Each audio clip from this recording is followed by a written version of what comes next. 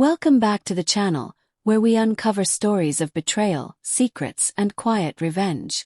Today, I'm sharing a chilling tale about a son's battle to protect his father's legacy from the woman who thought she had it all figured out.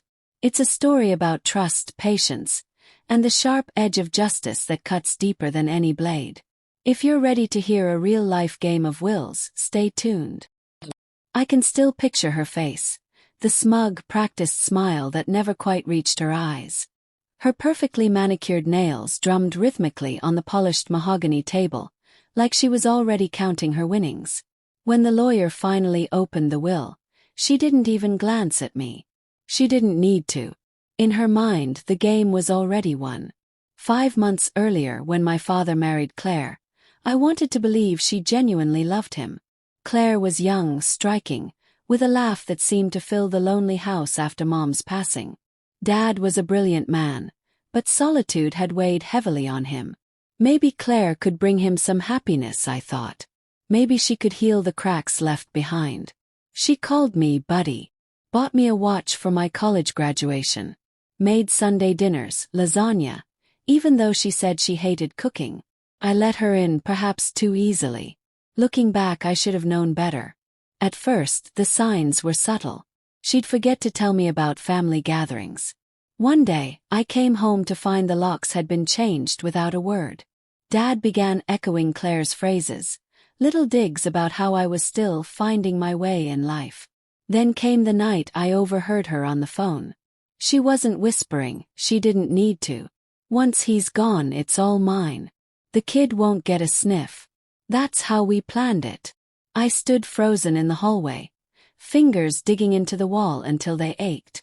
She knew I heard every word. When she ended the call, she met my eyes with a cold smirk. "Don't look so shocked, Buddy. This is how the world works." I said nothing, didn't yell, didn't argue. I smiled, because that was the moment I realized the battle had already begun. Claire believed Dad's will was untouchable. She had no idea how much Dad trusted me, how much he confided in me even before his health started to decline. Months before the diagnosis, I had been quietly helping him reorganize his estate. When the doctor finally spoke the word terminal, Dad pulled me aside. "You'll be fine," he said, gripping my shoulder.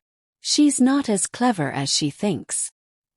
He handed me a business card. Robert, his oldest friend and trusted attorney of 3 decades. Together, Robert and I rewrote the will. Not to disinherit Claire completely. Dad wasn't cruel, but to make sure she couldn't access the bulk of his assets without my approval. The secret was buried deep in legal jargon. A single clause, hidden in paragraph 14. Claire, it meant nothing. But soon it would mean everything.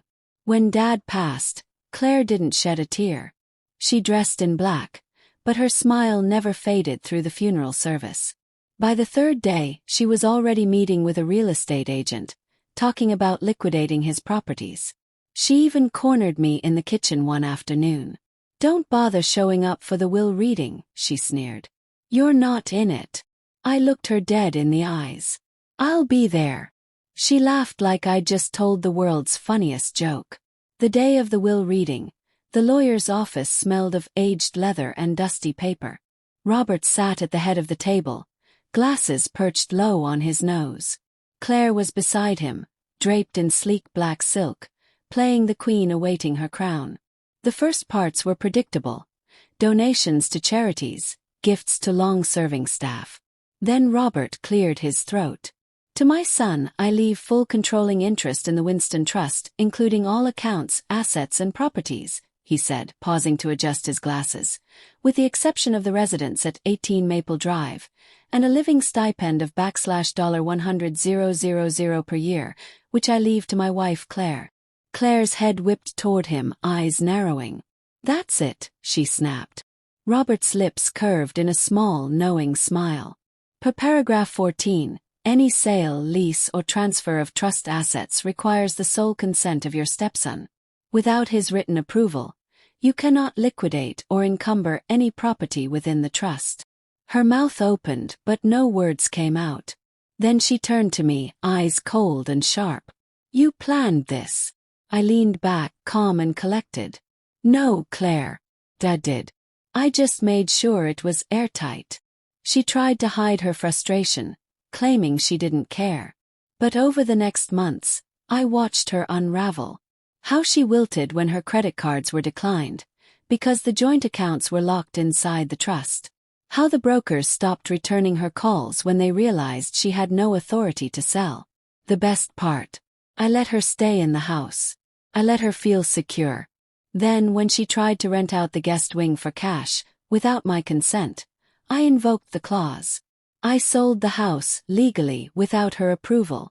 She got her $100,000 a year. Exactly what the will promised. Enough to get by. Not enough to live the life she thought she'd stolen. The last time I saw Claire, she stood outside the Maple Drive gates, suitcase at her feet. She didn't look my way as I passed by. I stopped for just a moment. Guess you were wrong, buddy, I said softly. Her jaw clenched, but I didn't wait for a reply. Kept walking. Because revenge, Dad used to say, isn't about rage. It's about patience. About knowing when to speak. And when to wait in silence until the ground beneath your enemy crumbles. A sharp mind cuts deeper than a sharp blade, he always said. Thanks for listening to this story of cunning and quiet revenge. Remember, sometimes the greatest victories come not from anger or confrontation, but from patience and strategy. If this story resonated with you, don't forget to like, subscribe, and share your thoughts in the comments below. And as always, stay sharp, because in life, a clear mind is your strongest weapon.